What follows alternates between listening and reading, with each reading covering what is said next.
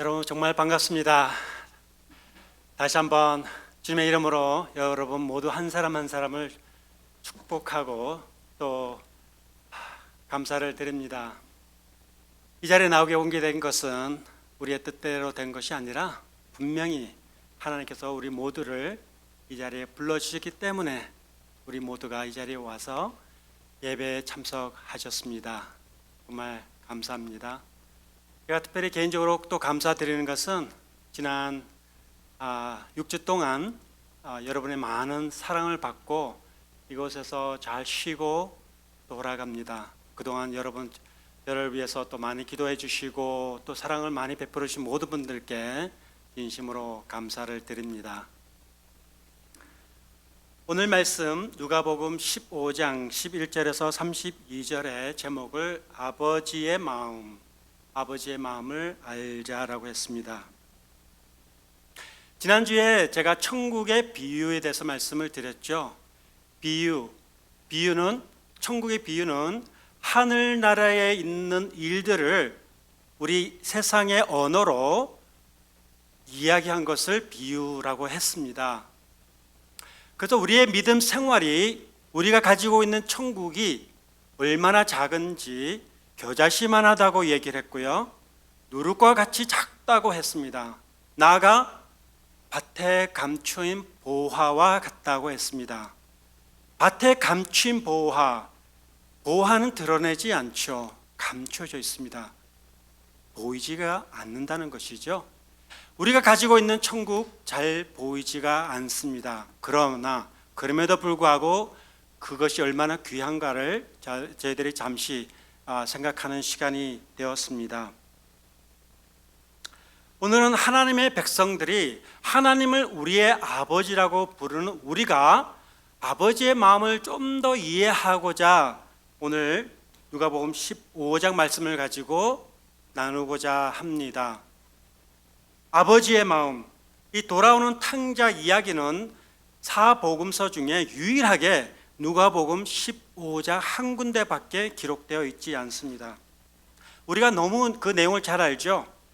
한 아들이 아버지의 재산을 받아서 그가 아버지의 재산을 잘 활용한 것이 아니라 마음대로 썼습니다. 허랑방탕하게 썼어요.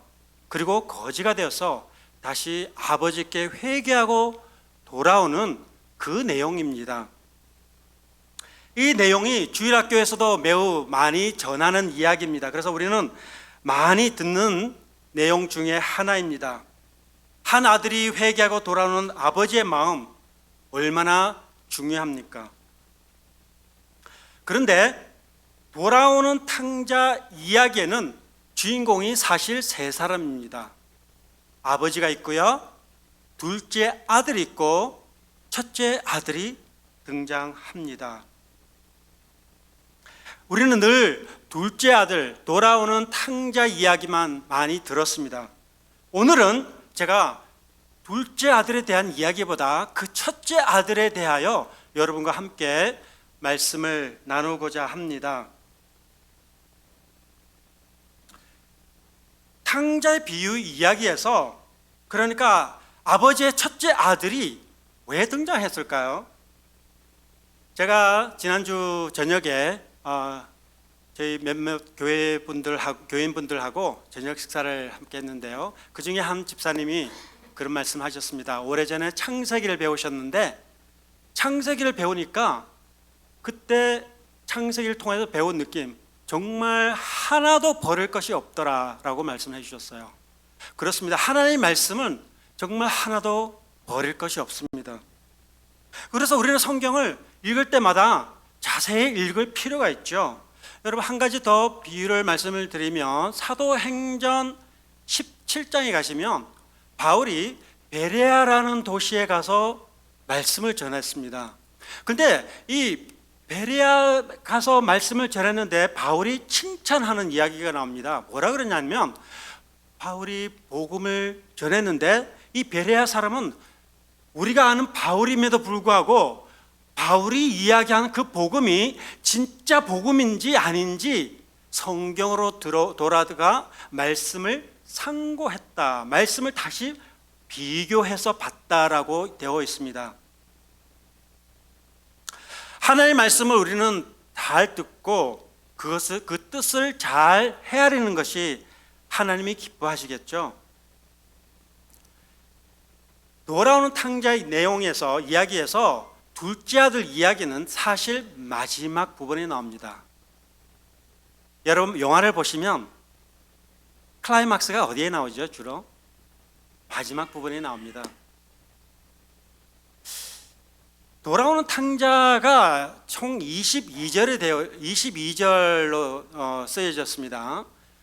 그런데 그 가운데 8절은 약 3분의 1 더 되죠. 그죠? 8절은 큰아들에 대해서 이야기했어요.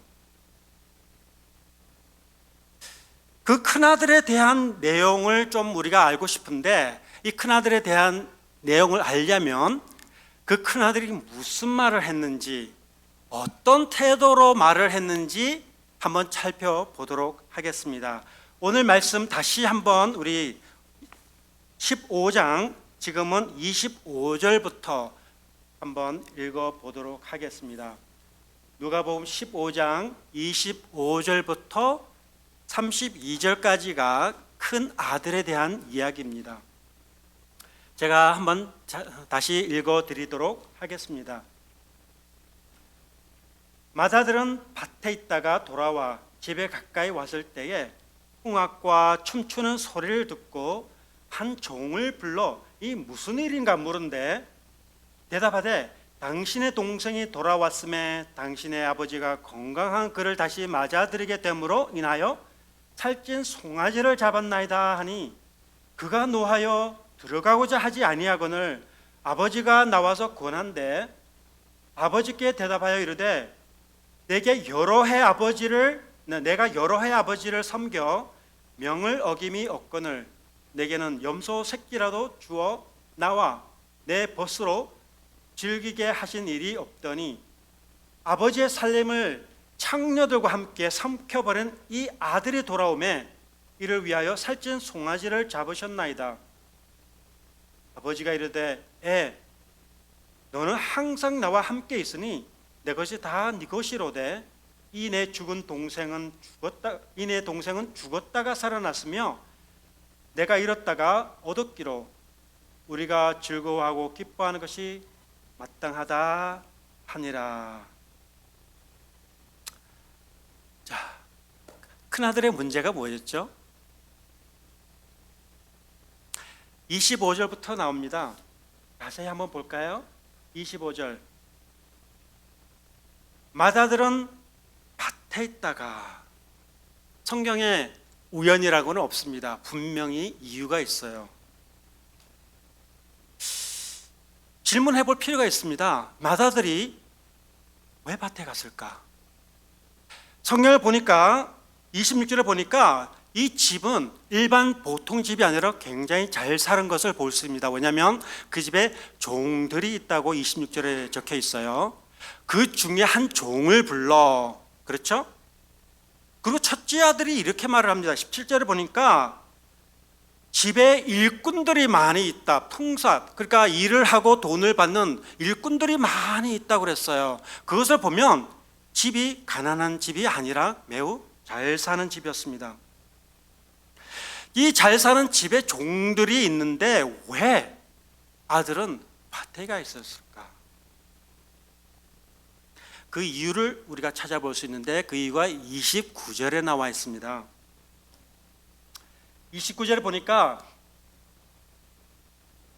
내가 아버지를 섬겨 명을 어김이 없거늘 그랬어요. 이 내가 아버지를 섬겨 명을 어김이 없거늘. 근데 이것을 영어로 보면요 이렇게 돼 있어요. I've been slaving for you. 내가 노예처럼 살았다고 얘기를 합니다. 이것을 제가 원문에 가서 다시 한번 읽고 한국말로 제 나름대로 좀 표현을 해보면 이렇게 한번 설명을 해드리고 싶어요. 내가 여러 해 동안 노예처럼 당신의 명령에 살아왔거늘 라고 이야기를 합니다. 여러 해 동안 노예처럼 당신의 명령을 살아왔거늘.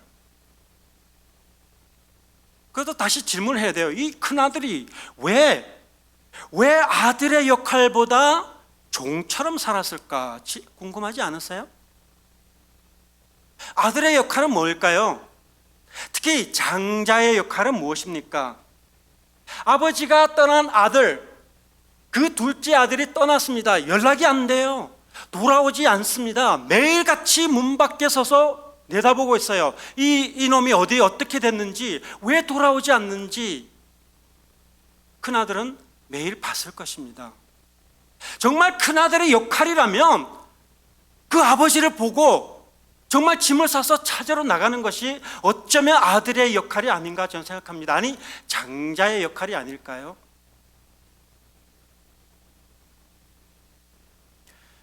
놀라운 것은 큰아들의 반응이 정말 놀랐습니다.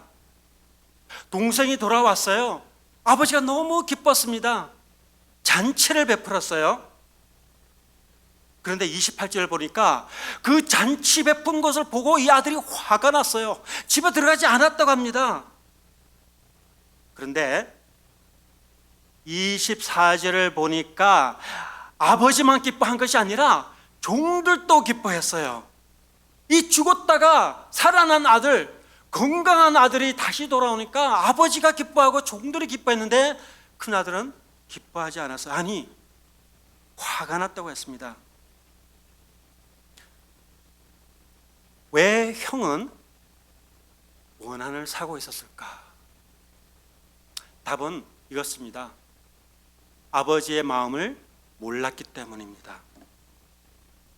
아버지를 보지 않고 종들처럼 아버지를 그 집 주인으로 보고 있었기 때문이죠. 우리가 배울 점이 있습니다. 우리가 믿는 하나님을 아버지라고 하죠. 여러분, 우리가 믿는 하나님 아버지라 그러는데 이 아버지란 고백이 굉장히 중요합니다. 조금 전에 우리가 예배 시작할 때 사도신경에서도 전능하사 천지를 만드신 하나님 아버지를 내가 믿사오며, 기도문에서도 예수님께서 가르쳐 주셨어요. 하늘에 계신 우리 아버지. 우리는 하나님의 자녀들이지 하나님의 종들이 아닙니다. 왜 그러냐 하면은 종들은 주인의 마음을 알지 못해요. 그렇죠? 그러나 자식들은 주인의 아버지의 마음을 알 수가 있습니다. 아니, 자식들은 아버지의 마음을 알아야 되는 것이죠. 종들은 주인이 명령한 것에 따르기만 하면 되지만 아들은 그렇지 않습니다. 우리는 하나님의 자녀로서 아버지의 마음을 좀 알 필요가 있어요.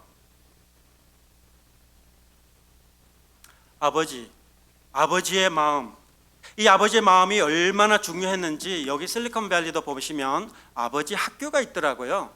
이 아버지 학교는 아버지의 역할이 무엇인지 가르쳐주는 학교더라고요.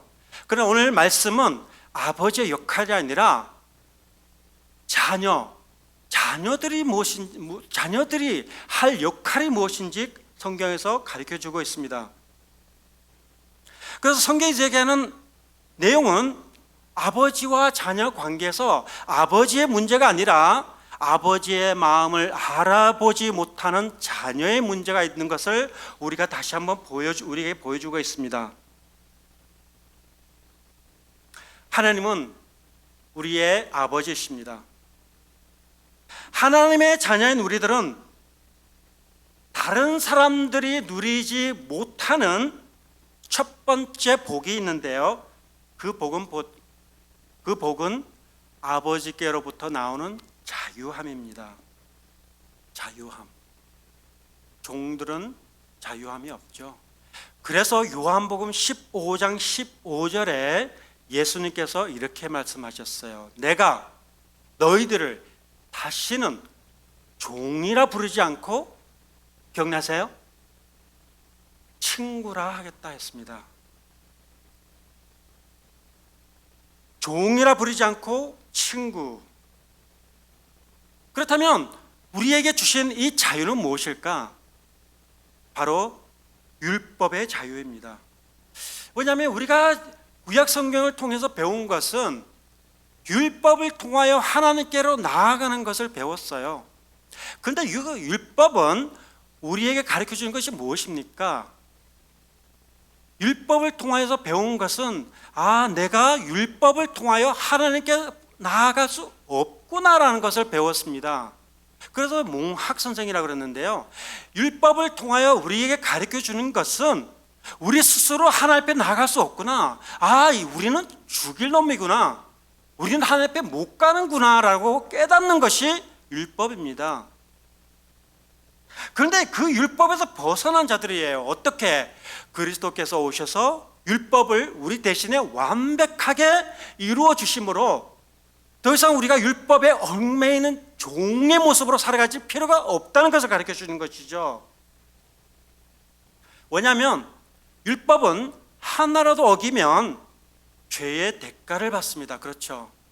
비록 거짓말 하나라도 그 거짓말 때문에 죄의 대가를 받는 것입니다. 죄의 대가는 뭐죠? 죽음입니다. 그래서 율법 하나 때문에, 하나를 잘못 지키는 것 때문에 우리는 영원한 지옥에 들어갈 사람들이라는 것이죠. 그런데 우리는 지금도 예수 그리스도를 통하여 율법에서부터 자유함을 얻었음에도 불구하고 율법에 좀 얽매이는 사람들이 있어요. 즉 율법주의자라고 그러죠. 그리스도 안에 살면서 왠지 율법에 얽매여 있는 사람들이 많이 있습니다. 즉 그들은 자신의 기준이 세워졌어요. 나름대로 성경대로 살아간다고 하면서 자신의 기준이 세워졌는데, 그 기준이 나름대로 구약 성경을 가지고 그대로 마치 율법을 지켜야 하듯이 자유함을 얻지 못하고 율법대로 살아가고자 하는 나름대로 기준이 세워져 있는 것을 많이 볼 수 있습니다. 그래서 누가 뭐라 그래도 자신이 맞는 거예요. 왜냐하면 말씀의 기준이 아닌 내 기준이 살아있기 때문입니다.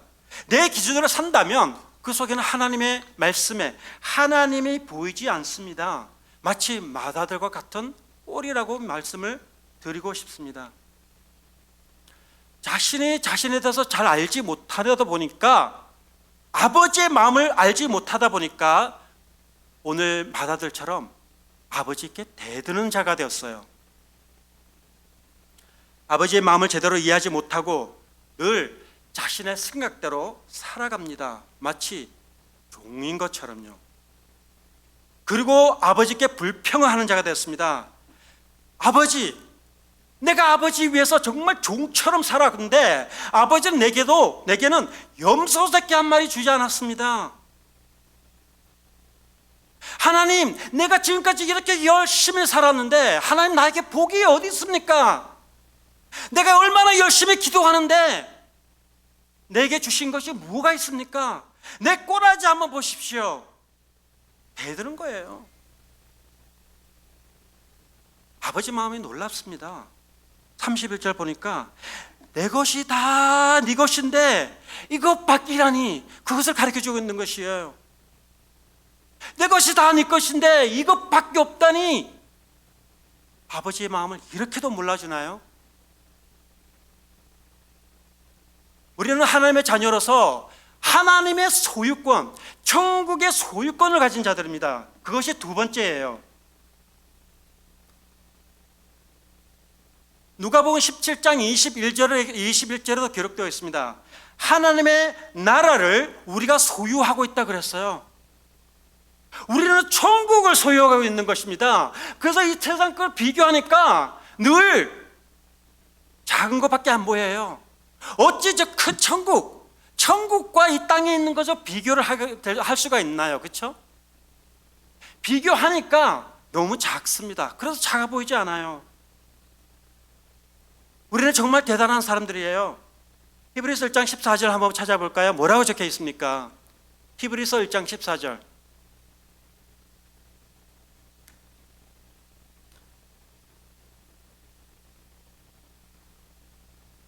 다 찾으셨으면 한번 같이 읽어주시면 감사하겠습니다. 시작.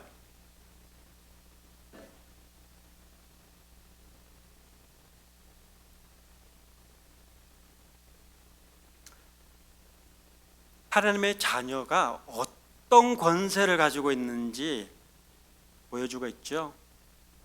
천사들도 우리를 섬긴다고 되어 있습니다. 상상이 되세요? 하나님의 명령입니다. 우리를 섬기게 하는 하나님의 명령이에요. 천사들도 우리를 섬긴다고 했습니다. 그래서 이 땅의 삶은 우리가 혼자 살아가는 것이 아니죠. 우리가 어떤 사람이죠? 에베소서 1장 13절을 한번 또 같이 찾아가 보겠습니다. 하나님께서 우리를 어떻게 만들어 놨셨는지. 에베소서 1장 13절 같이 찾아보겠습니다.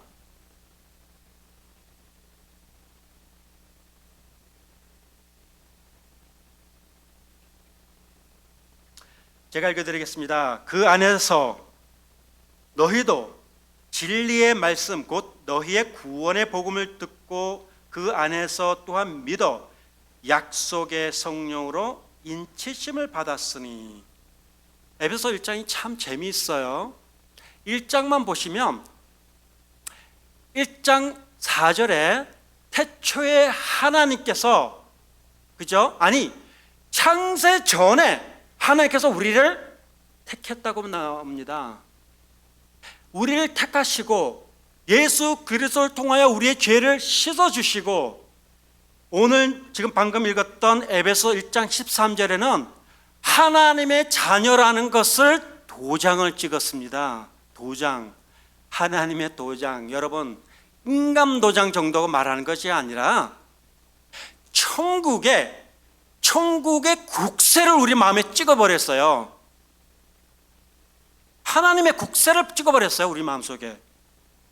인감 도장이 아니에요. 국세. 우리 마음속에 우리는 하나님의 자녀라는 것을 마음속에 확 찍어주셨어요. 사인. 여러분, 우리가 쓰는 사인은 언제부터 시작된지 아세요? 오래됐습니다. 그런데 실제 사인이 오피셜하게 받아들인 것은 16세기부터죠. 그런데 우리 마음속에 사인 정도가 아니라 하나님의 국세, 성령님이 확 들어와 계신다는 것이죠. 하나님을 소유하고 있는 자들이에요. 이 큰아들의 마음이 얼마나 완악했는지 오늘 다른 데 한번 또 보겠습니다. 27절에 뭐라 그랬냐면요, 종들이 말합니다. 당신의 동생이, 그렇죠? 당신의 동생이. 아버지도 그 큰아들에게 말합니다. 30절에 보시면요, 이는 내 동생이.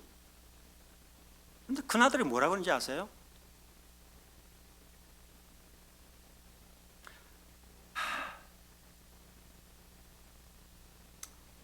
큰아들은 이렇게 말합니다.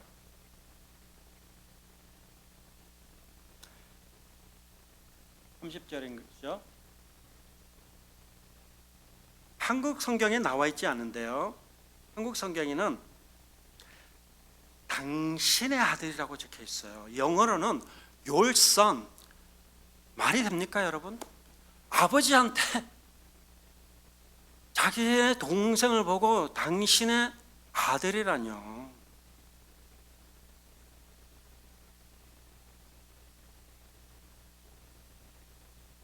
아버지를 보고 당신이라는 것은, 이 한국 성경에는 아버지라고 적혀 있어요. 그런데 원문에 보면 아버지란 말이 없습니다. you, 당신의, 아버지 보고 당신이라니, 그리고 또 당신의 동생이라니. 마치 대화 내용을 보면 아버지와 자식의 대화 내용이 아니라 주인과 종의 대화 내용 같지 않습니까? 이런 자녀를 보고 뭐라 그래야 되나요? 제가 이것을 말씀을 준비하다가 이 질문이 갑자기 생겼어요. 여러분, 제가 한번 질문해 볼게요. 답을 해보세요. 나쁜 자식과 못된 자식, 여러분 어떻게 다른가요? 나쁜 자식과 못된 자식. 잘 모르시겠죠? 저도 잘 몰라서 국어 사전 한번 찾아봤습니다. 근데 내용이 거의 비슷하더라고요. 근데 이 글이 써 있습니다. 사람의 행동이나 성격을 나타낼 때는 못되다고 적혀 있는데 더 안 좋은 거예요. 나쁜 자식보다 못된 자식이 더 안 좋습니다. 제가 뭐 한국에서 초등학교밖에 안 나와서 초등학교는 국문학이 없어가지고 제가 잘 모르지만 제 나름대로 이렇게 한번 정리를 해봤습니다. 여러분 국문학을 하신 분 저에게 뭐 있으시면 좀 알려주십시오. 남에게 잘못하는 자식은 나쁜 자식이에요. 근데 집 안으로 부모에게 잘못한 자식은 못된 자식이 아닌가 한번 생각해 봤습니다. 그렇다면 오늘 누가복음 15장에 나오는 두 아들, 첫 번째 아들은요 나쁜 자식이에요. 아버지 재산을 다 재미로 탕감해 버리는 자식이죠. 첫째 아들은 못된 자식입니다. 아버지한테 덤비다니요.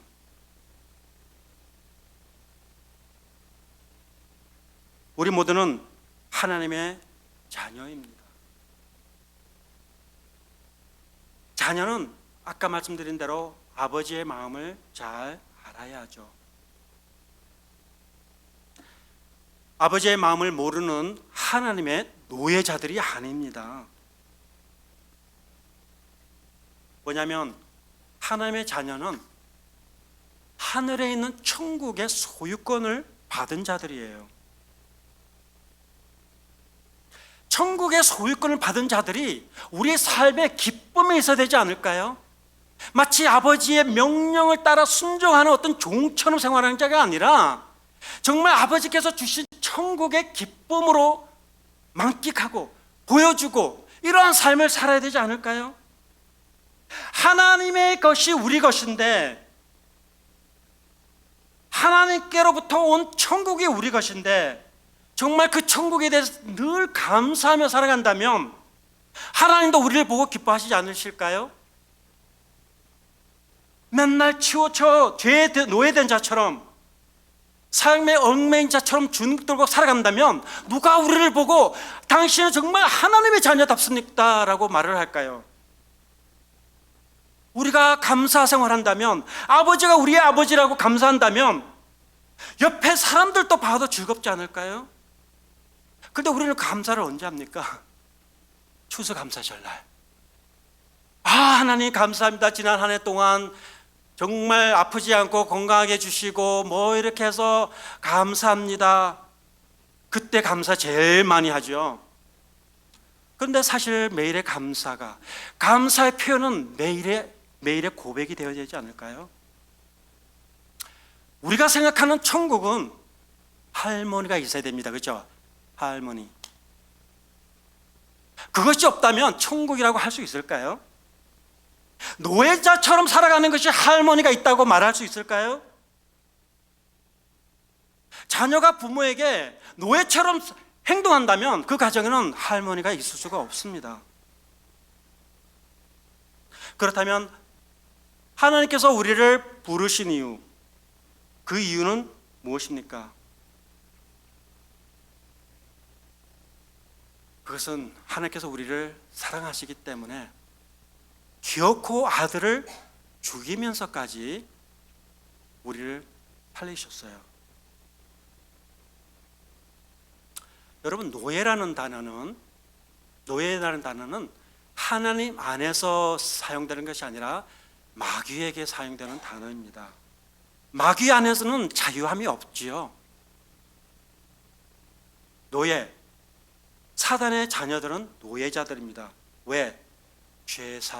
죄의 사슬에 얽매여 살기 때문에, 자유함이 없기 때문입니다. 아까 말씀드린 대로 이 세상 사람들은 마귀의 자식들이에요. 죄에 얽매여 사는 자들입니다. 제가 한 가지 좀 놀라운 말씀을 한번 생각해 보려고 함께 나누고자 합니다. 마태복음 4장에 보시면 예수님께서 40일 금식하는 내용이 나옵니다. 근데 금식하시고 난 다음에 시험을 받았어요. 그렇죠? 사단에게 시험을 받는데 세 가지 시험을 받습니다. 여러분 세 가지 시험이 무엇인지 혹시 기억하세요? 배가 고프니까 사단이 말합니다. 돌을 떡으로 만들어라. 뭐 충분히 할 수도 있으세요. 그렇죠? 하실 수 있습니다. 그게 뭐 어렵습니까? 배가 고픈데 까짓것 떡을 만들 수 있어요. 근데 예수님께서 그렇게 하시지 않으셨어요. 하실 수 있음에도 하지 않았습니다. 둘째 시험은 성전 꼭대기에 데리고 올라가서 뛰어내려라. 그러면 천사가 보호해 주실 거다. 당연히 천사 보호해 주죠. 근데 안 뛰어내렸습니다. 하실 수 있음에도 불구하고 안 뛰어내리셨어요. 세 번째 유혹이 그 내용이 굉장히 좀 생각해 볼 내용입니다. 마귀가 예수님께 말했어요. 네가 나에게 뭐라 그랬죠?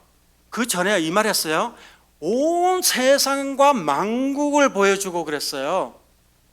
온 세상과 만국, 뭐 자연의 아름다움이 아니고요. 세상 사람들을 두고 말했습니다. 나라 국자니까, 그렇죠? 이 세상에 있는 모든 사람들을 다 네게 줄 테니까 너 나에게 절만 해. 한 번 절하면 내가 다 줄 거야. 그때 예수님께서 이렇게 저는 말씀하실 수 있을 것 같아요. 사단아, 무슨 말이냐? 이 세상 모든 사람들은 다 하나님의 것이야. 무슨 말이야? 저 사람들이 다 하나님의 것이야 라고 얘기를 하실 수도 있었는데 그 말씀 안 하셨어요. 오히려 하나님을 시험치 말라고 했습니다. 예수님께서 절하지 않는 이유는, 이 절했다는 것은 경배와 같은 건데 절했다, 경배했다는 것은 같은 뜻으로 원문에 쓰여지고 있습니다.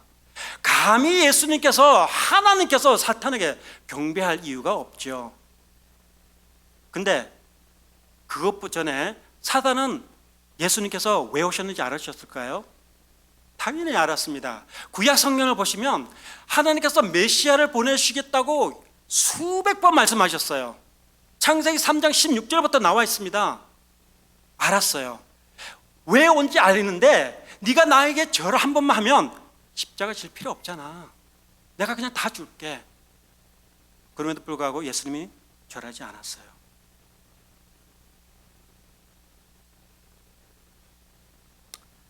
예수님은 하나님의 택하신 백성들을 위해서 이 땅에 오셨습니다.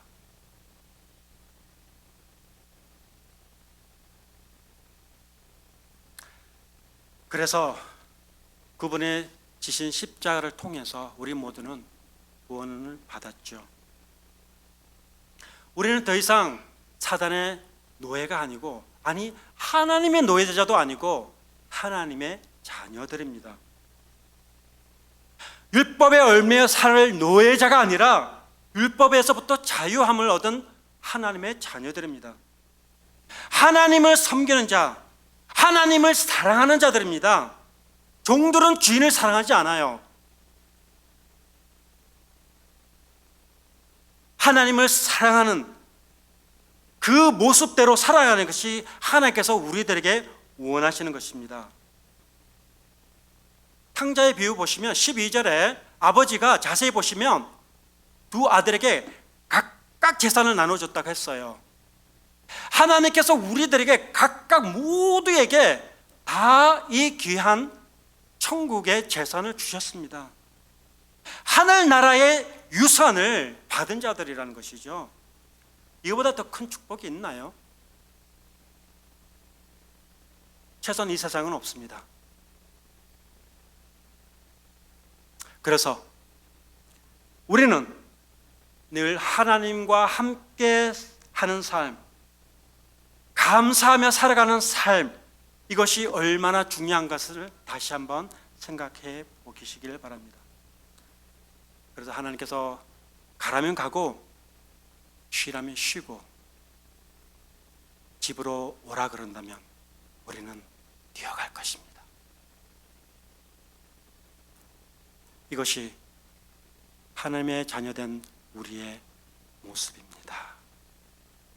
다 같이 우리 찬송, 아버지의 마음을 다시 한번 부르면서 하나님 아버지 그 마음을 좀 더 알아가는 우리 모두가 되길 바랍니다.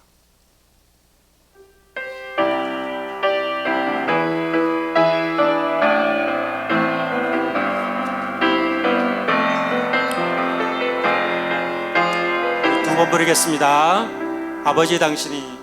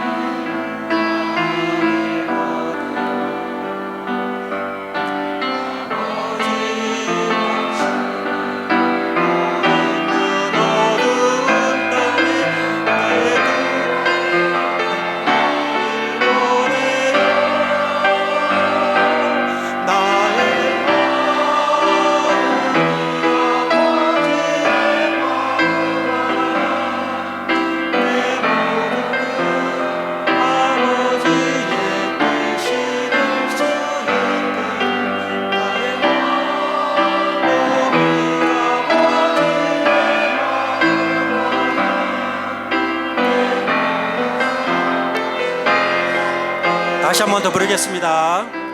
다 같이 일어서셔 볼까요?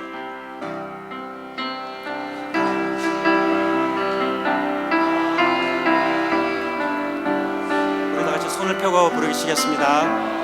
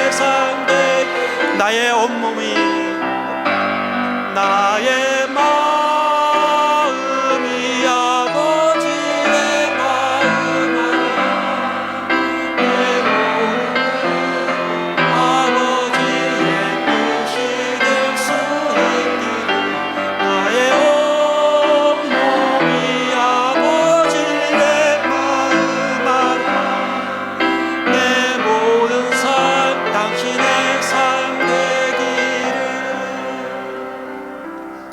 하나님 감사합니다. 하나님의 자녀로 삼아 주셨는데 아버지의 그 마음을 잘 깨닫지 못했던 두 아들이 아니라 하나님 아버지의 마음을 잘 알아가는 당신의 귀한 자녀들이 되기를 다시 한번 소망합니다.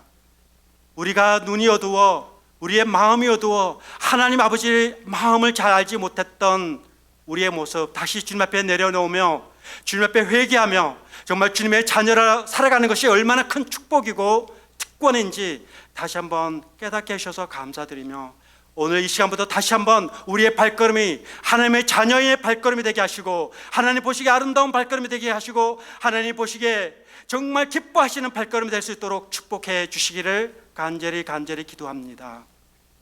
우리의 마음을 어루만져 주시고 아픈 곳에 상처가 있다면 그 상처를 어루만져 주시고 연약한 부분이 있다면 더욱 강하게 해주셔서 아버지 하나님의 하나님을 바라보는 귀한 하나님의 자녀들이 되기를 다시 한번 기도합니다.